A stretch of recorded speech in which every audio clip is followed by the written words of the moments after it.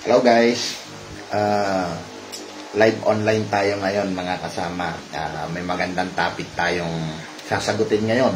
So, pasensya na kayo mga kasama, nandito ako ngayon sa tawag dito. Kung nakikita nyo, opisina kasi to. Pero wala kaming naging pasok. So, live tanungan tayo. So, particular, sasagutin natin yung tawag dito, suggestion ni Sir Win de la Isla Mirano, no? Para to kay Sir Win de la Isla Malano. So, mga kasama, sa mga nanonood, pwede ho kayong mag-backread, no? Pwede nyo i-rewind to. Binigyan ko kayo ng access para ma-rewind nyo tong live. So, particular to, magandang usapan to kasi pointing, no? Usapang pointing. And, o nga pala, bago ang lahat, no? Mag-a-update muna tayo. So, medyo mahina ang signal ho natin, pero pantiisan na ho natin, no? Actually, ang live update ko po, particular to doon sa ating mga client, no? Doon sa Tare, especially sa Tare, and then doon sa gamot. Mga kasama, pakatatapos lang ng bagyo, kauhupa lang ngayon, kalilinis lang ho namin, kaya ito, medyo pagod pa, kabababa lang ng mga makina. Bukas, re-resume ho kami sa paggawa. Humihingi po kami ng pasensya, no, sa delay na nangyari. Wala namang may ginusto ng bagyo. So, ang daming nasira, and then nataon pa na kaarawan ho natin ngayon, kaya pagbibigyan natin yung mga medyo technical na katanungan. So, mga kasama, share natin yung live natin, no? Para mas marami, mas maganda, no? At tayo, mas marami tayong kapulutan na magandang mga idea. So, may babasahin akong suggestion dito ni Sir Win de la Isla Milano, no? Sabi niya, sana daw i-topic natin yung tungkol sa, yung pagkakaroon natin ng live pointing, no? Gusto niya makita yung live na nagpo-pointing tayo ng manok para pagkakasunod-sunod daw. And then gusto niyang makita rin yung droppings ng manok ko, no? Bago tarian, and then humihingi rin siya ng request particular sa sparring, no? Ng mga highly pointed na manok, no? Although ang gusto niya kasi makita, ma-compare niya ano yung pinagkaiba ng palo, no? Yung palo ng tawag dito, palo ng highly pointed sa kanang off na manok. So, i-ano natin to. Sige, tawag dito. Sige, sagutin natin.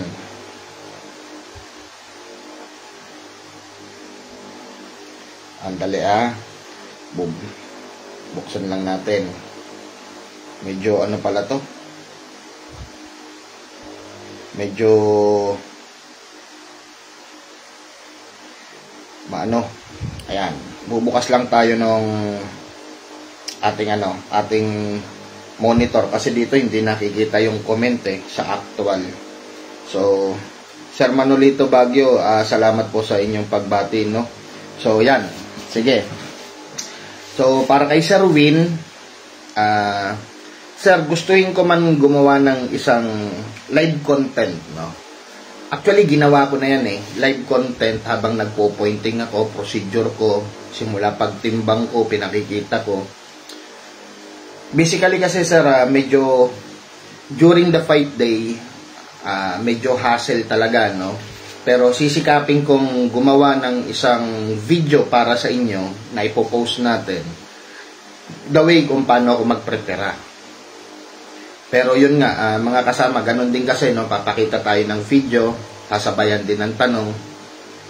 So, sige, sikapin natin na maipakita. Pero right now, pag-usapan natin yan.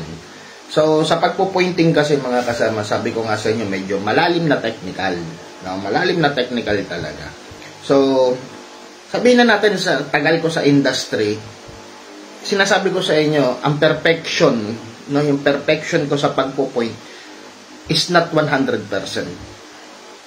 Nandun lang ako sa boundary ng 85 to 90. Nagkaka-error ng slide.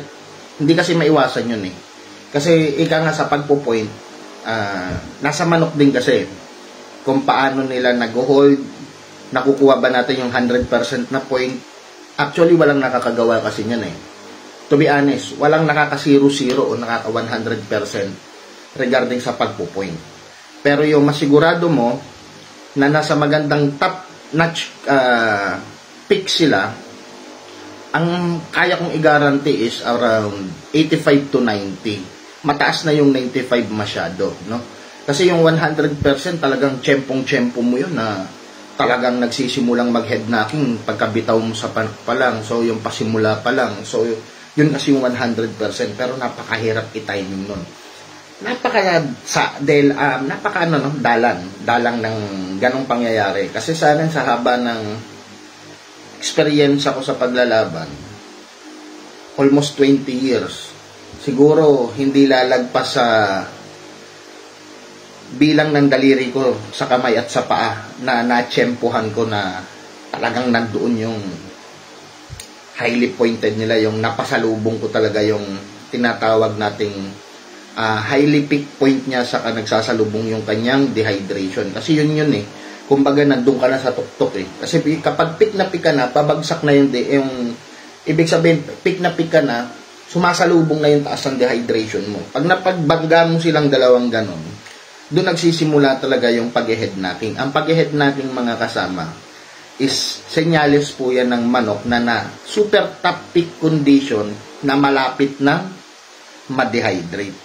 So, kaya sabi ko nga, pag nag-head knock ang manok ninyo, you have several minutes, no, para mabitawan sila. Sabi nga natin, matagal na eh. Kapag nagsimula silang pumitik ang ulo talaga, yung nagsimula silang mag-head knock, usually, meron na lang yan around 30 minutes to 40 minutes. No, pag hindi mo pa siya hindi mo pa siya nabitawan, maaari silang mag-off. Okay? So, sabi niya, gusto niya makita yung pagkakasunod-sunod. Sir, simple ang pag-procedure ko sa pagpo-pointing. Meron lang talaga ako, nakikita nyo, may listahan ako, no? So, every 2 hours talaga, nagda-dropping ako, nag-checking ako. And then, yun nga, sabi ko nga, kung magdamag o orasan natin, no? Doon, nababasihan ko na sila kung gaano karami yung early feeding na ibibigay ko sa kanila na enough sa kanila sa maghapon. Dahil yun na yung una't huling kain nila sa araw na yun. And then, nag-aalaga ako. Particularly, wag silang madry. Okay? Isa-isahin natin yan. So, paano ko nag-pointing? So, monitoring properly. So, number 1, syempre yung pagtansya ng feeding nila. Early in the morning, na kailangan enough yun sa buong maghapon na nila. Na, tawag dito, ika nga, yung masasakto mo sila na during limber nila, empty sila. Yun ang point of target ko. So, syempre, may computation yun. Sa akin, ang computation ko kasi sa feeding is 2 grams per hour. And then, from projected time ko, nagmaminus ako ng 2 hours. Kasi kaya nagmaminus ako ng 2 hours para pag dinrap ko sila ng limber, ang target ko kasi pag pinadrop ko sila ng limber, alam nyo yung tsokolate, yung sekal, yun yung target ko. Kasi after the limber na yon na ibigay mo lahat ng kailangan mong ibigay sa kanila, maniwalat sa hindi ka, bago sila tarian, magdadrop pa uli yan. So, yung drop na susunod uli na yan, yun yung tinatarget ko, which is the second to the last dropping, which is yung urates, yung tubig na parang may cream na halo. Kasi wag naman yung parang tubig na. Kasi yun talaga, urates na yon at delikado na yon. So, doon lang ako sa second to the last. Kaya kailangan pag sinabing limber ka na, nagbigay ka ng mga regiments mo, pagbaba mo sa kanila sa limber at nag-drop, ang target ko is yung sekal. Okay? So, paano ba natatansya natin na yung laman, no? Yung laman niya sa loob? Kasi sabi ko nga, maging observant kayo bago kayo magbigay ng pagkain at early morning. Nakabase kasi ako sa droppings din. So, yun yung considerations ko at the day of fight. Kasi pagdating namin sa pit, nabigyan na namin ng anti-stress, nakapagpahinga, first drop nila, so tinitingnan ko na kaagad yung dropping na yun bago ako magbigay ng feeding. Kasi ako bago ako magpakain, hawak ko yung programa para nagagawan ko na sila ng tinatawag kong battle plan. alam ko kung anong oras na sila sasampa, possible, mag-delay man o mapa-advance man. So, kailangan nandun ka sa safe factor. So, ibig sabihin, plus or minus 1 hour lagi ko. Pero, ang projected ko lagi, kung ang labanan ay yung tawag dito, hindi naman kalakasang sabungan, alam naman natin kung saan yung malalakas, no? Usually, umaabot ng 10 fights per hour. Pero kung lalaban ka ng kagaya sa Manila Arena, Santa Monica, no? Yung sa Mavins, Coliseo, sabihin na natin yung mga top-notch na sabungan, no? Kahit sa Darasa, kay Mr. Nice Guy, asahan nyo, 7 to 8 fights yan per hour. Ganong kabilis ang pacing yan. So, ganon yung pag-ooras ko. So, halimbawa, may first fight ako, I was on fight number 16. And then, ang labanan ko is Manila Arena. So, 16 hours, no? 8 hours per, 8 fights per hour, supposed to be 2 hours yun. So, aalamin ko na kaagad kung anong oras magsisimula. Kapag sinabing alas 12 ang start, so, ibig sabihin, ako ay mapapasabak ang unang laban ng alas 2. So, sa alas 2 na yan, nahawakan ko ang programa at early of 7 a.m., first dropping, no? 7 a.m. kasi. So, ganito yun, mga kasama. Kung 7 a.m., nagpa-drop ako, titingnan ko rin, considered na rin yung drops nila. Halimbawa, pag drop ng 7 a.m. nila, buo, no? Buo pa yung green with cream na maganda, no? Yung buo. And then, ito nga, yung sinasabi na pag binato mo sa pader na dikit, pag ganun pa yung nilabas ng inyong alaga on the first limber at early on the morning, it means meron pa sila sa loob na 20 grams, no? Kasi pag lumabas na yung isa na medyo basang green, na medyo basa na rin ang white, may 15 grams pa. So, pag lumabas yung sekal, may 10 grams ka pa. Pag lumabas yung urates with cream, may 5 grams ka na. May 5 grams ka na lang na naiiwan. Pero pag urates na lang, wala na talaga. As in zero na. Kaya nga delikado. So, ganun yung pag-project. So, halimbawa, buo yun, may 20 grams pa sila na kinukonsider ko. And then, mapapalaban ako ng 2. Minus 2 hours ako lagi. So, 12 ang projection ko. Do 7, 8, 9, 10, 11, 12. I had 5 hours. So, 5 hours, equivalent is 10 grams. And then, may laman pa siya doon sa loob niya na 20 grams. Papakain ka, hindi. Natural, hindi na. Sobra pa nga yung laman niya. Kasi, ang kinukonsider natin is sa 5 hours na yan, 2 grams per hour times 2, 10 grams yung ibibigay natin. Eh, may 20 grams pa siya. Kaya maraming nababad weight po sa maling kalkulasyon. So, kapag ganun, so, 10 grams lang yon, ibig sabihin, on the second dropping niya, magbabagsak siya ng 10 grams. So, kung 7, 8, 9 dropping siya, 10 grams, di ba? May iwan pang 10 grams. Sure ball yun, kasi ang pag-drop naman, 5 to 10 grams yan, pero usually 5 grams lang yan. So, 9, 10, 11, da-dropping mo uli yun. So, magbabawas na naman siya. May 10 grams pa uli siya sa loob. So, 11 na yon. So, 11, syempre, dahil 2 ako mapapalaban, 1 hour gap na lang, idadrop ko pa rin siya ng 12. Kasi may 10 grams pa siya On 12 na yon at nag-drop siya ng sekal, at malayo pa ako, alas 2, no? Alas 2, doon lang ako may allowed na magpitik. So, bigyan ko sila ng 5 pieces na corn, 5 pieces na pellet, or add even, kasi titimbangin mo naman no? So, ganun yung pagpo-project ko. Pero kailangan, yung huling pitik mo, huling bigay mo ng regiment mo na pang-alalay, at least 2 hours bago yung kanilang schedule of competition, yung laban niya. Kasi nang sa ganun, na-absorb nila. Kasi yan yung isang mali rin natin, no, mga kasama. Yung nagbibigay tayo na, especially tubig. Nagpapainom pa tayo, nakalimber na. Kasi pag nahulasan ng manok na tinatawag, o nahulasan yung alaga natin, no, yung pagkainom nila, nahulasan sila, medyo ang katawan nila, anong tawag dito, yung tatamlay. Lalamya kasi na ano sila eh, kumbaga, bigla silang na full rehydrate eh. Kasi tandaan nyo, konting sip lang nila. Grabe ang epekto sa kanila ng rehydration. Kaya ang limit, 2 hours, bago talaga yung oras na projected mo, yun na yung huli. Ang ibibigay mo na lang sa kanila during limber is yung tinatawag mong regimen. Ang mga enhancers ninyo. Kasi ang effect nun, kahit na mahulasan sila, bigla silang puputok eh.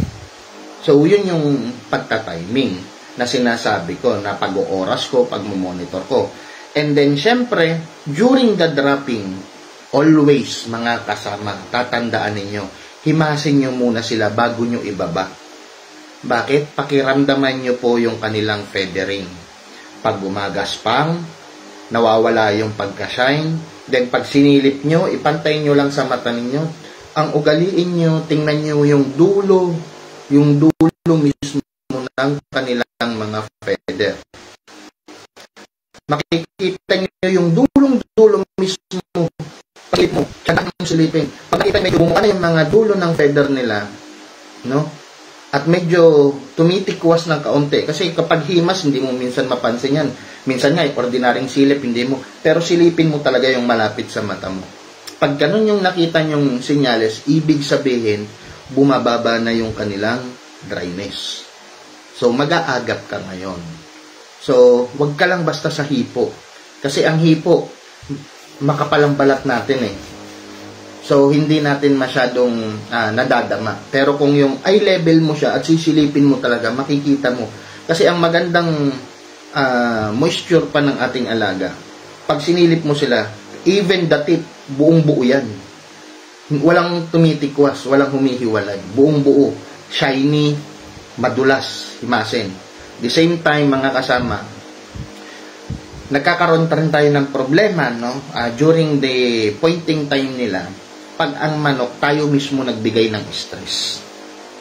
Pag nagbigay tayo ng stress sa kanila, nagiging aligaga sila, ine-exert kaagad nila yung kanilang energy and power, galaw sila ng galaw. Makikita mo, ang taas ng kanilang adrenaline, kaya ang init ng kanilang mga katawan at paa. Ang pinaka-importante, mga kasama, ma-regulate natin yung calmness ng alaga natin during the pointing. Hangga't maaari, huwag nyo silang bigyan ng stress para fresh ang kanilang pag-iisip, fresh ang katawan nila. So, ganun lang ang considerations. And then, ayun nga, during the limber time, ang tinatarget ko talaga, pagkababa ko, pag nag-drop sila, ang gusto ko talaga, tiyempong-tiyempo, sekal. And then, syempre, medyo matagal ang paglilimber natin, hinahayaan lang natin siya dyan, at inoobserba natin yung pagiging kalmado niya, ginigising na natin siya. Pag nagising na yan, sabi ko nga sa inyo, nagbigay ka ng regimen, kusa na talaga yan. Maya-maya lang, susunod uli ng drop yan. Kapag nadali ko na yung drops ng urate with cream, masaya na ako nun. So, after a minute, tatawagin kanyan, Sir Gaff, na ipapaangat ko sila, bibigyan ko naman sila ng tinatawag ko naman na final, no? Yung W serum. And then, ibababa ko muna saglit. Hindi ko muna nilalabas. Binababa ko muna. Hinahayaan ko muna silang magpagpag, maglakad, para ma-absorb pa. So, after mga 2 to 3 minutes, kukunin na uli, diretso na kami sa gaffing. So, sa gaffing area, i-weight in na siya. So, pagka-weight in, yun na, diretso gaff na, diretso na sa pilahan. So, ganun yun. Ganun yung timing namin. Ngayon, gusto niya, technical kasi, Sir, paano yung mga trouble? Kasi nagkaka-trouble lang naman talaga mga kasama sa kanila. Number one, the way of handling natin sa alaga. Paano the way of handling? Siyempre, kung nandoon tayo sa loob ng cock house, no?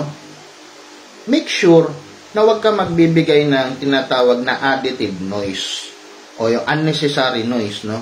Most likely, kailangan patayan nyo sila ng liwanag. Para nang sa ganon, makita nilang madilim, ang gagawin nila, magpahinga lang. Pero kung sila ay nakakarinig ng ibang ingay, and then maliwanag, kahit naman tayo, no, makakapagpahinga ka kaya, diba? Medyo mahirap gawin yon. Number one, stress nila yon. Kaya minsan, Sa sobrang stress nila, hindi na sila nakakapag-drop.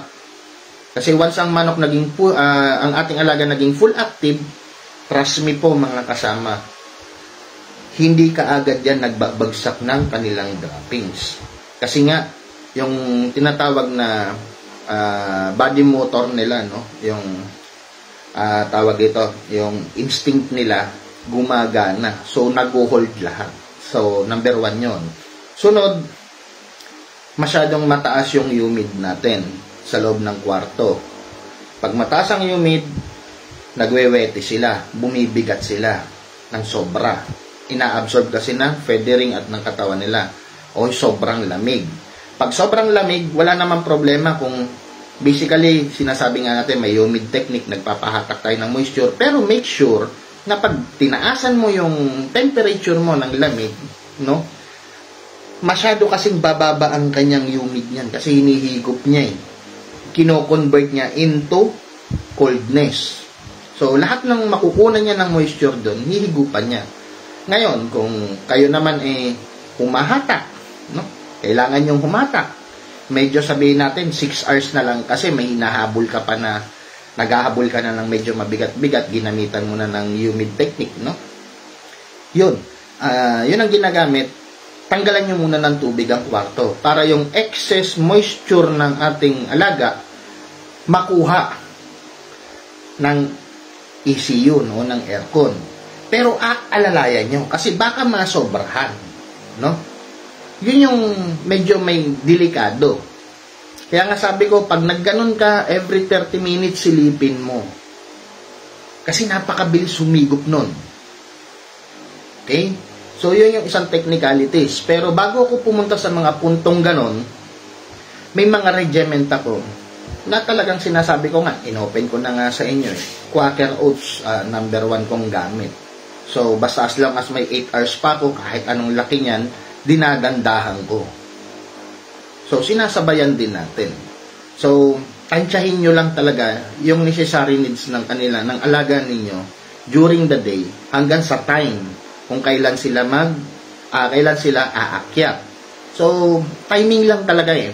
So, kaya nga sa akin, medyo hindi naman ganong kaganda memorya natin, no? Kita niyo, puti na nga lahat, tumatanda na rin tayo. Kaya ako, nagkakaroon ako ng tabulation. Meron akong listahan. Para minomonitor ko every hour na nagda-dropping ako, ano yung ginagawa ko, ano yung binibigay ko, ilan pa yung sobra, ilan pa yung hinahabol. No? Para nang sa ganun, sa next dropping ko, titingnan ko, dapat ito, gumalaw to. Pagdating dito, saka ako mag-a-adjust uli. Ano ba dapat kong gawin? So, doon naman sa galaw ng ating alaga, no? Ano ba ang pinagkaiba ng peak point na alaga sa kayong off na alaga? Sa totoo lang mga kasama, off ang ating alaga, papalo yan. Pero ito ang difference, no? Ang highly peak at highly pointed, once na binaba mo yan, very observant yan. Nakamonitor yan at nakafocus yan doon sa kauri niya lang. Nakapokus yan doon sa kauri niya lang. Pinanonood niya, tinitingnan niya. Kaya ang highly pointed na alaga, no? At basta highly pointed yan, wala kang makikitang alaga natin na highly pointed na gigiri. Susugod. Yung sugod-sugod. Kahit anong hitting mo sa kanila, basta highly pointed yan, binitawan mo sila. Aabante ng konti yan at pag nandun na sila sa range ng tinatawag nilang fighting range, hihinto yan. Mag-o-observe yan mga yan. Pagandahan na lang ng pasok yan. Pagandahan na lang ng unang strike yan. Ang palo din ng highly pointed, highly peak na alaga natin, extended. No? Talagang maganda yung extended and powerful. Hindi pakpak ang tumutunog, maririnig mo talaga yung bayo ng kanilang paa. And then, pag sila, makita mo ang highly pointed, pag pumalo ng isa, ang agap umilag. Maliksi ang kilos. Ano ba ang pinag-difference kapag off na?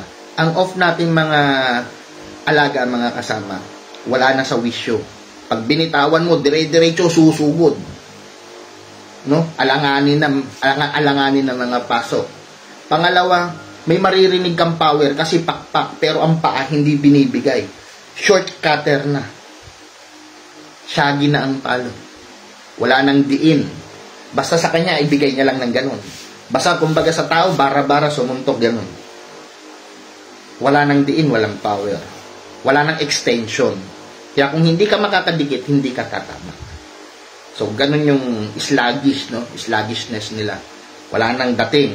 And then, mabagal na ang reflection.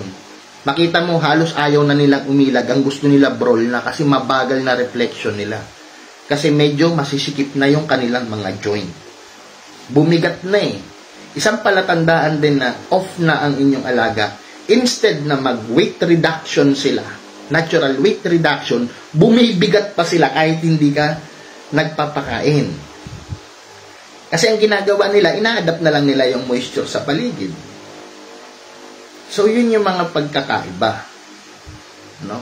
So, kaya nga sabi ko nga, may alaga talaga tayo na even though off sila, nakakapukol eh. Sabi nga, nakakatsamba. May bakal pa rin eh.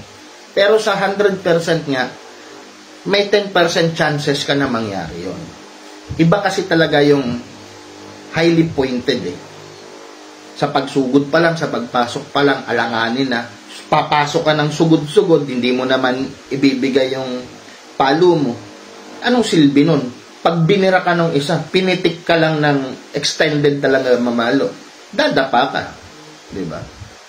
So, wala na kasi sila, kumbaga, wala na sila doon sa focus. Nandiyan naman, pagkabitaw mo pa lang, ang layo-layo pa, nakababa na yung pakpak, nagiri na. Pagdikit yun, pinalo, isahan. Kasi wala na nga sila sa focus. So, yun yung mga pagkakaiba ng nakapik at hindi na at naka-off na. Meron naman talaga na kahit anong gawin mong gising, tulog pa rin. Titingnan mo yung eyeballs nila, yung itim ng mata. Pag nakita mo hindi na nagre-reflex, hindi na lumalaki, hindi na lumiliit, saka sumobrang liit na, tulog yun. Talagang off na talaga yun. Bitawan mo man yan, napakatamlay. Diba? Yan nga yung ika nga, sabi nila, kailangan mo talagang ibangga. Eh, ibabangga mo, lalo't kung bearing ka.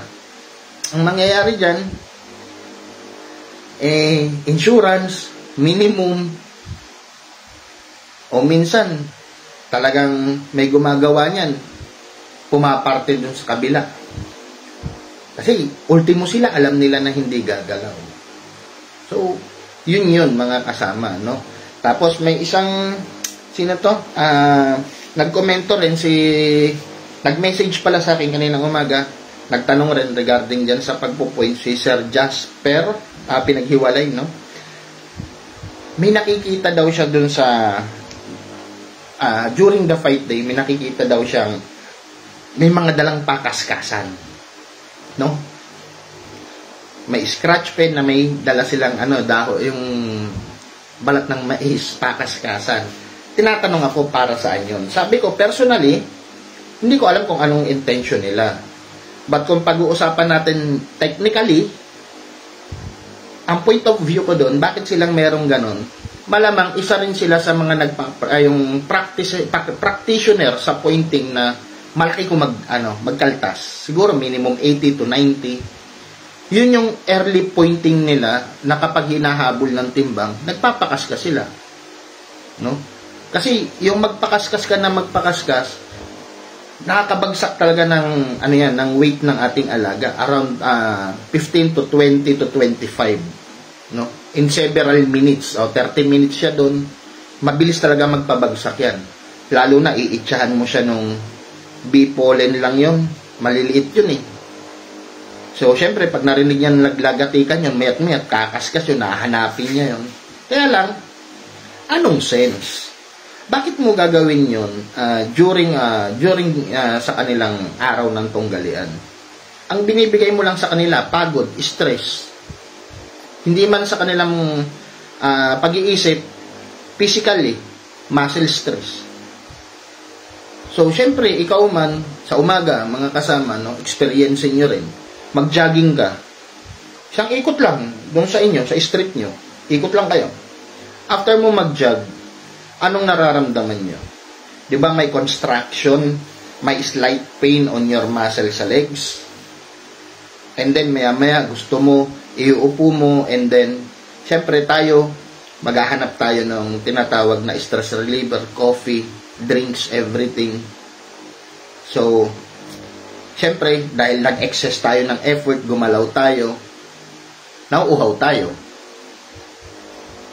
Tapos titiisin mo rin yung alaga mo. Syempre, yan, nakakaramdam din ng thirst yan after yung kanilang scratching. Alam mo, painumin mo. O di, hindi nila painumin. Ang nangyayari, pinipigilan nila yung natural circulation ng moisture. So, nagamit na, hindi ka magbibigay. Ang gagawin naman ng, syempre, ng ating alaga, kukonsumuhin niya yung mga excess fat sa katawan. Now, which is importante yon, yung 5% fats na sinasabi natin. Kasi during the drug time, yung basaan nila, hinuhugot nila yun, kino-convert nila yung fats nila into energy para tumagal pa sa laban. So, isa yun sa pinaghuhugutan nila. Kaya kung early pa lang, kinukonsumo na nila yon para lang kasi hindi sila pinainom eh. Kailangan nila mag-generate ng energy. Yun ang gagamitin nila, yung mga reserve na nila. So, maganda yung ganon siguro, para sa akin, technically, sa unang banggaan, makaposisyon sila. Kasi kung hindi sila pumosisyon sa unang banggaan, sa tagalan, mababa resistensya nila. Diba? Ganun yung pag-iisip ko ron. So, kaya kay Sir Jasper, sana, kung nanonood ka, o mabalikan mo to, yung mga tips na hinihingi mo regarding sa pointing, ito, sinasabi ko na isa-isa. And then, basahin lang natin yung medyo madaming madaming bakit kaya hindi ko mabalikan yung mga comment, no? Dali, gawin ko exit ko muna. Ayan. Kasi dito hindi lumalabas talaga eh. Ayan. Si Sir Dave Maderse, ano to? Helorentino. Magandang hapon, Sir. Lakay Game Yard. Uy, salamat Sir Lakay sa star na sinend mo. Thank you so much, Sir. Nag-send si Sir Lakay Game Yard ng 10 star. Premium award to. Si Sir Ace Cantara, pare Ricky Trinidad, very informative to.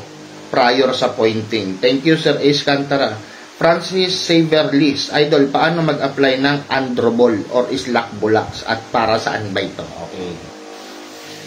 Sir Francis Xavier Liz, no? Hindi ko ito pinopromote kasi, but sa inyong kaalaman, isang uri kasi ang Androbol, no? Ito ay tableta to. Isang uri to ng steroids, same as Islak Bulax. Sinasaksak to 2 hours o binibigay to 2 hours prior sa limber time. Kasi pag binigay ito, meron tong 15 to 30 minutes para mag-cycle. Then, after 30 minutes again, gagamitin to ng katawan. I-rest mo sila para eksakto yan. 2 hours, pagputok niyan, yan steroids effect na po ang mararanasan ninyo. So, tumatagal po sa katawan ng manok yan. Yung maximum effect niya for 5 hours. Pero yung kanyang lighten effect, 24 hours. So, after nun, magdadrop yan, magwi-withdrawal. Androbol is kind of medicine supplement used by natin, no? Especially, binibigay yan sa mga excessive pain, no? Yung sobrang sasakit. Actually, kulay pink na tableta yan. Bakit ko alam sila? Sabi ko nga sa inyo before, steroids user din ako. That one is way back 2017, 18, 19, na-active si Dr. Blues. So, ang gamit ko is Alexin type. No? So, yun ang gamit ko. But ngayon, wala na kasi. So, sa Francis Xaverly, sana nasagot kita sa tanong mo, ha?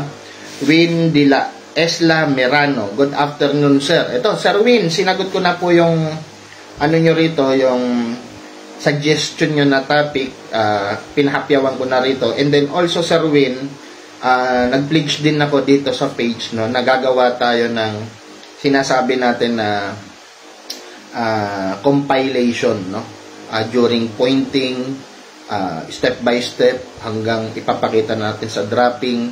And then, kahit nandoon pa tayo sa ating yard, gagawa tayo ng video, ipapakita natin na ipopoint natin yung mga alaga natin at meron tayong pag-o-offend. Talagang sasadyain natin silang i-off para ma-compare ninyo yung gameness nila during the peak nila saka during yung off nila.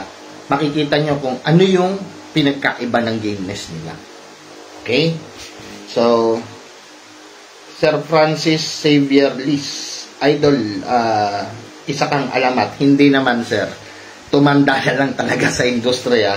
Sabi ko nga sa inyo, mga kasama, ang sineshare ko sa inyo is yung aking experience na at yung nalalaman natin. Yan ang sinishare ko sa inyo. Wala naman ako ibang sinishare, no? Kundi yung ating kaalaman. Ika nga, mas masarap mag-share sa mga kasama natin. Sa kayong isi-share natin is yung alam nating na itama na natin, hindi yung mga pagkakamali natin, no? And then, hindi ko nga alam bakit hindi talaga lumilitaw dito yung ano natin, yung comment natin dito sa main cam. Noted, sir, maraming salamat sa info, more power. So, ika nga yung mga nanonood sa atin dito ngayon, pwede nyo tong i-rewind habang naka-live. So, may access kayo to rewind. So, ito, Sir Alger Bala Bautista, tamang paggamit ng product nyo na C-glucose. Okay. C-glucose drops. Marami tong gamit, sir, no? Ito na. Ginagamit ko kasi, sir, ang C-glucose sa ilang purpose. Okay? Ang purpose ng C-glucose kasi, ito yung nagpapasok o nagbibigay sa ating mga alaga ng tinatawag na conserved energy. Kasi ito ay isang concentrated type glucose na sobrang highly concentrated. Alam naman natin, in all avian and birds, glucose, once na na-intake nila, no, that one is convertible into energy and power. So, ginagamit ko siya especially on pointing time. Kapag yung kagaya nun kanina, nagpo-point tayo. So, at medyo, no, talagang last feeding na nila nung umaga, no. And then, magbibigay lang ako sa kanila, sir, ng C-glucose. If pumunta na ako sa time na empty na sila, no? Yung kumbaga wala na silang tinutunaw, and then may hinahabol pa ako, hindi naman ako pwedeng mag-feeding. So, ang pagbigay ko niyan, 3 drops lang, and then after 2 hours, titingnan ko, checkin ko ulit ang weight nila, checkin ko moisture, checkin ko everything. If necessary, nagbibigay uli ako. Pero, ang last na bigay niyan, sir, na allowable is 2 hours before limber time. Huwag mo na silang bibigyan after nun, kasi ang lakas po talaga niyan, sir, mag-alalay sa kanilang moisture at magbigay ng source of food nila yan. Kumbaga sa, alam nyo, sir, yung military, no? May tinatawag silang Nutribar.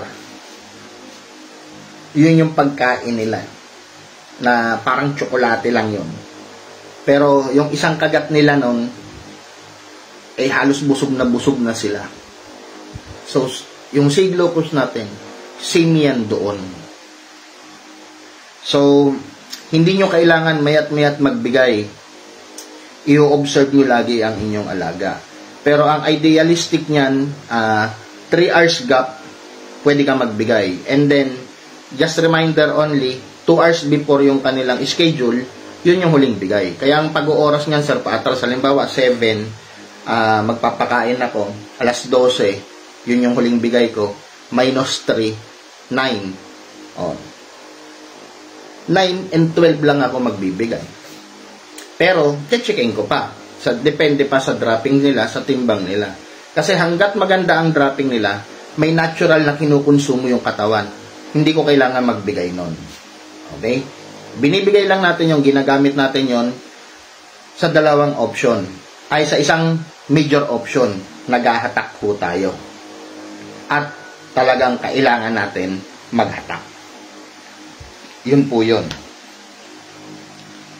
Maximum na paggamit sa C-glucose. Yun sir, nabanggit ko na sir Alger Bala, no? Bautista. Yan na po yung palugit ko. So kung malayo pa laban nila at talagang nagbabata ka sir, sabi ko nga at wala na silang kinukonsumo, yun lang nang yun ang ibigay mo. At hindi yan sir gugutuman. Ngayon,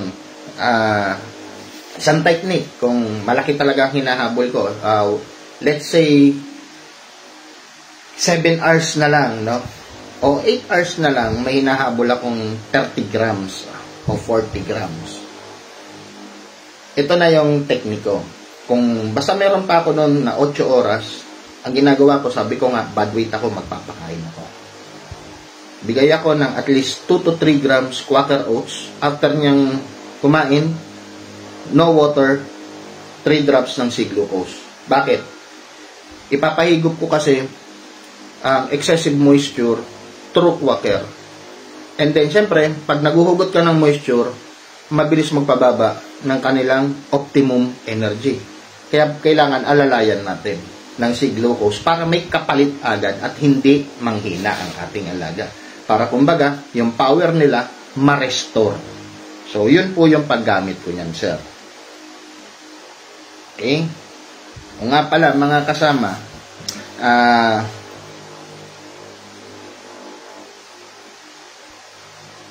itong mga umorder pala sa akin, no? Meron dito sila Sir Anto, sila Sir Jer Andre, sila Sir Eric, sila yung naka-line up para doon sa ating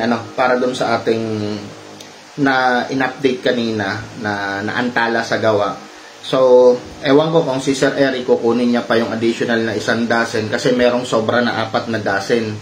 So, kung gusto niyo magpasabay, available po yan. PM nyo lang ako. Brand new po yan, mga kasama. Okay? Baka may gusto para sa inyo magtanong, mga kasama. Magtanong lang ho kayo, ha? At meron pa tayong 30 minutes. At sa akin naman, open naman ako sa inyo, no? Sasagutin ko kayo sa abot ng makakaya ko. So, para bago ko umuwi sa house, at least nakapagsama-sama ho tayo. Kahit na special day natin today, mas pinili ko na kayo kasama ko. Kahit konti lang tayo, mga kasama dito, no? Walang problema yun. Marami tayo kasing mga silent watcher. Nanonood sila na hindi nag-a-appear o yung hindi nila kiniklik yung pinaka-live natin. Tawag dito, ayaw lang nilang makita na nagwa-watch sila, pero nagme-message. Hindi ko talaga mabalikan yung ibang message, Ang hindi ko alam kung bakit na hindi ko mabalikan. Ayun. Melchor Suerte, Sir, good day. Na-try nyo bang gumamit ng Slacks Bulax? Anong advantage at disadvantage? Okay. Hindi lang Sir Slacks Bulax. Solid steroids talaga. No? Ang ginamit ko pa nga yung steroids ng mga nag-gym. No? Anabolic steroids. Gaya ng experience ko, sir, hindi kasi ko believe ang nangyayari kasi, matibay sila sa sakit, tibay sila sa sugat, no? Because parang pakiramdam ko manhid sila Kasi time na talaga na minsan nagiging stiff yung kilos nila, parang robot. The same time, manalo man sila, mabuhay man sila, ito yung experience ko. Pag nag-withdraw, sir, yung alaga natin, nakakaawa. Kahit anong gawin natin, paimpis sila ng paimpis. Papayat ng papayat. So, na-experience ko nga, sir, yung pinakabuto sa gitna, no? Pwede mong hawakan, pwede mong paliparin na parang eroplano. Yun na lang natira talaga eh. Talagang makikita mo, labas na labas talaga eh. So, isa pang effect, sir, sumurvive man sila, ilang beses akong merong winner kasi nun eh, na survive, na galing nga sa use ng steroids, hindi sila makapag-produce ng magandang similya. Nababaog sila, sir. So, disadvantage lang talaga, sir, ng paggamit niyan, pag na-tsempuhan ka ng pinakamasarap na putok, yung nagiging stiff sila. Medyo matigas ang galaw nila sa taas. Parang robot. Kaya ang nangyayari, sasaluhin mo lahat ng palo. Pero, ganun pa rin, sir eh. Pag nalugaran tama, kahit nakakarga ka, sir, ng steroid, sahanap pa rin ang pintuan ng alaga mo pauwi eh. O pabalik sa amo eh. Magsusumbong eh. Basta napuruhan. Kaya sabi ko nga, anong silbi nito? No? Matibay nga sila sa sakit, matibay nga sila sa sugat, pero pag tamaan ka pa rin, no? Na-tsempohan ka pa rin sa kalambutan, eh, talagang bagsak ka pa rin. Talagang ganun eh. Eh, sabi nga natin, ang most likely, ang considerations natin sa laban talaga is yung internal eh. Kahit anong pang gamitin mo, pag tinamaan yung maselang bahagi, eh wala kang magagawa. Titingala ka talaga. Tapos si Sir Egbert Lu, Sir Idol, paano mag-adjust ng submission ng timbang? Dahil normally submission, 1 day before fight, eh biglang na patawag ang management 2 days before ang submission. Dahil maraming participant. Alam ko to. Ito naman, sir, pag ganyan ang nangyayari, sir, ito ang trabaho ng handler. Kung 2 days before the event, hiningian na kayo ng submission, no? Asahan mo, sir, magsimula ka na mag-pointing doon pa lang sa inyo. I-maintain mo yung timbang na yon hanggang sa makarating ka on pit. Paano ka magpapakain? Kalkulasyon pa rin. Sabi ko nga sa inyo, consider nyo yung dropping, ibawas nyo sa timbang, kung ano yung necessaryong ibigay nyo sa kanilang pagkain, yun lang. Kalimbawa, magpapakain ka sa umaga, nag-drop ka ng 6 a.m. o 7 a.m. bago ka magpapakain, nakita mo, ang droppings niya sekal pa. So, 10 grams pa nila, magbibigay ka ba ng buong 35? Hindi. Ang ibibigay mo, 25 lang. Pagdating sa hapon, kung 4 p.m. ka nagpapakain, timbangin mo, i-drop mo. O pag-drop mo ng hapon, biglang naglabas ng buo pa, di anong ibig sabihin? Meron pa sila sa loob. O, 20 grams pa yon, bibigay ka ng 35, hindi, 15 lang. O, tapos magpa-kilos ka sa gabi para maganda yung cycle ng kanilang panunaw. And then, timbangin mo sila ng full empty sa gabi. So, ang palatandaan na maganda yung ginagawa mo, bumababa yung timbang nila. Pero pag nagme-maintain sila ng timbang, o tumataas ang timbang nila, sa kabila ng ganun ang ginagawa mo, eh, may error ka. So, ganun lang ang pag-a-adjust. Ngayon, talagang nangyayari yan kapag sobrang dami ng sumasali. Kaya sa ganun, para ka na rin nagpo-point dun pa lang sa inyo. Minomonitor nyo na sila. Kasi isang mali nyo lang dun, adjust ang timbang nyo, napakalaki. Maniwala ho kayo sa akin. Sir Ruel San Andres, sir, tanong ko po, ano ang mga bloodline ang inaalagaan mo? Sa akin, sir, mga bloodline ko, always naman yan, kilala nyo naman yan. Kaya pag tinignan nyo nga, sir, yung aking, yung aking banner, no, sa page, Home of Assassin Line. Number 1, our signature is the Blackwater Assassin Line, the Blue Shrug Assassin Line, aming White Assassin Hatch, and then yung high-grade assassin sweater namin, yung dominant assassin roundhead namin. Sila yung primary ko. Kasi sila yung make-up bloodline ko. Sila yung ginawa ko. And then, meron akong pailan-ilan doon na inaalagaan, maintaining for the crosses, which is the Pulse Spark, Grayan, and then Chapel Dome, and then yung White General Kelso. So, sila yung pang-infuse ko, pang-cross-cross ko. Kasi hindi naman all the time, puro sa puro. Kasi yung mga signature ko, pinagko-cross ko rin yan. Pinagko-cross ko rin yung mga ibang other infusement crosses line ko. Kasi sabi ko nga sa inyo, talagang gumagawa ako ng mga battle cross, not necessary para tawag dito for the market.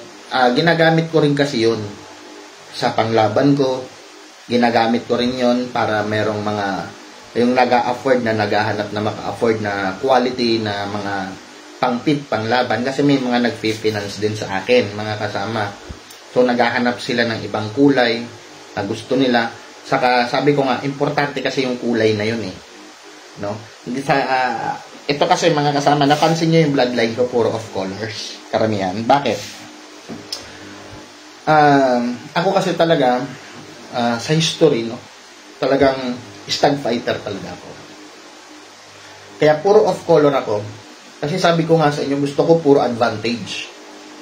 Dahil ang stag, mga kasama, hindi yan basta-basta pumapalo sa off color eh. Aninibago, takaw-giri yung mga kulay na yun, lalo na yung sunog na kulay, yung blues bibihira, yung puti bibihira, no? Ang itsura.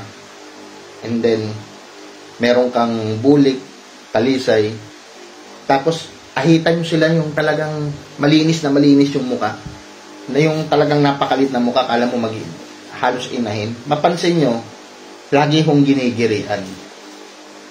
So yun yung isa, kaya naging paborito ko rin, mahusay lumaro, tapos minake up ko.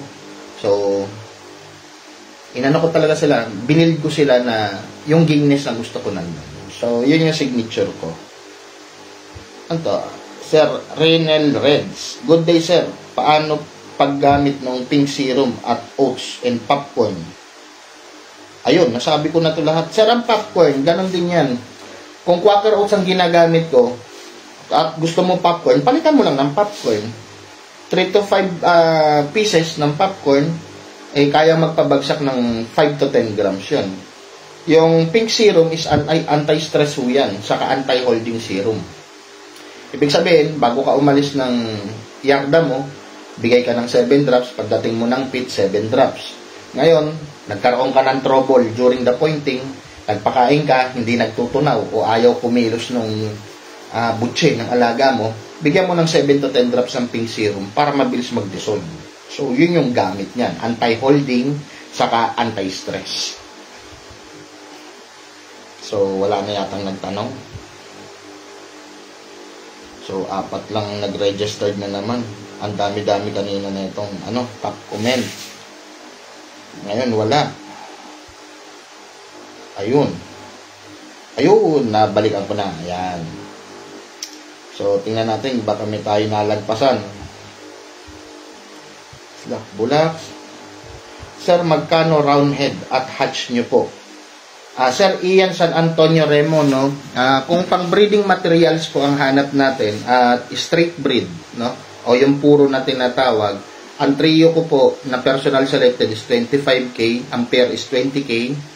Ang class B ho natin, ang trio class B is class AB, sorry, wala akong class B, class hanggang class AB lang ako. Class AB is 20K trio, and then 16K ang pair, no? Class AB yan. Sa crosses naman, ang trio natin, class A trio, doon sa battle cross, pwede na yun sa akin sa 18K, and then class AB natin is 15K, that is battle cross. So, ngayon, kung tatanungin nyo sa akin, sir, magkano ang stag ninyo, panglaban, siyempre, battle cross po. Battle cross, 6K po ang isa, banded na ho yan. So, binibigay namin. Especially kung volume naman, pwede natin pag-usapan, no? Pwede natin ibaba ng konti. Pero, yun nga, right now kasi, ang bilis na uubos ng stocking kasi kababalik na lang natin 2023. So, most likely, cording ko nasa 1,000. Nag-iiwan ako ng around 300 pang sariling gamit. Nakukuha rin kaagad.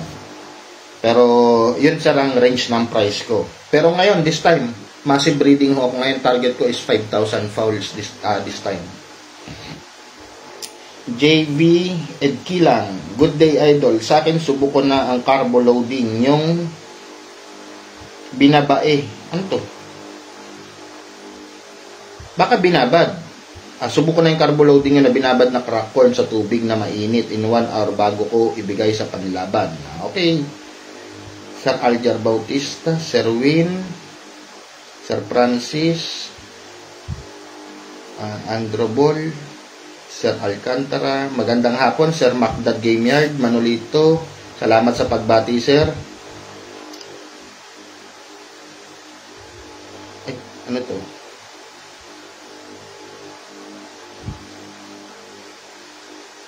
Ay, nawawala.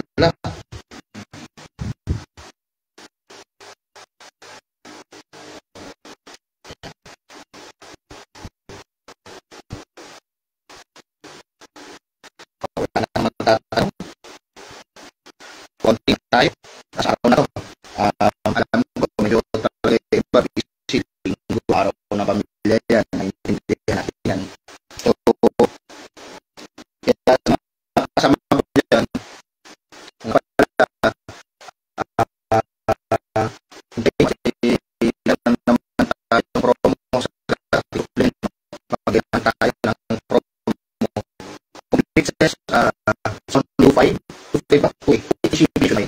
Completion from condition to pointing. No? O baka may gusto sa inyo. Ayan, open yan. Parang ano na tayo, natatapusan lang yata yan. Hindi ng planta ng pagkakataon na mag-sale, regalo daw sa akin yun. So, supposed to be dapat 3-4 yun eh. Nilakihan nila yung profit. Kaya lang, since na kaarawan natin ngayon, tanggalin natin yung profit. O 2.8 lang yan, free ship nationwide na yan. So, yan na lang yung tawag dito. Pa-birthday ko. Hanggang ano yan, hanggang 31 yan. Kaya baka gusto nyong kumuha. Ayan, pagkakataon nyo na. So, wala na ho ba na gustong magtanong? Kasi kung wala rin magtatanong at mapuputol din ho tayo, eh, tawag dito, at least nasagot ko through air yung query ni Sir Win at yung tanong ni Sir Jasper. And then, may nasagot tayong ilan-ilan na katanungan at good inputs at magandang inputs regarding pointing. Hopefully, nakatulong ako sa inyo. At dun sa magsishare pa ng live na to, no? Kasi if this one is going to posted on my wall, kung may makakapag-share pa at may makakapanood, salamat sa inyo. Mga kasama, hindi tayo masasawa sa pagbibigay sa istorya, no? Mga makatanong, may salamat sa inyo, no? At hanggang sa susunod na pag-vlog natin. Uy, may mahaba. Ano yun? Okay, nasagot ko na yan. So, hanggang sa muli, yung nagpadala ng ating star, no? Salamat sa iyo, sir. Si Sir Lakay Gameyard yan eh. Sobrang salamat sa iyo, sir. Thank you so much. So, napakalaking bagay na rin po niyan, sir. Ipunin natin yan. Kapag nakaipon na tayo, gamitin natin yan pondo para gawa natin ng paraan kung anong ipapalit natin for free raffle sa mga pamigay natin sa mga kasamahan. So, hanggang sa muli mga kasama, muli po, Mr. Natural, ang inyong lingkod. Maraming salamat po. Maganda.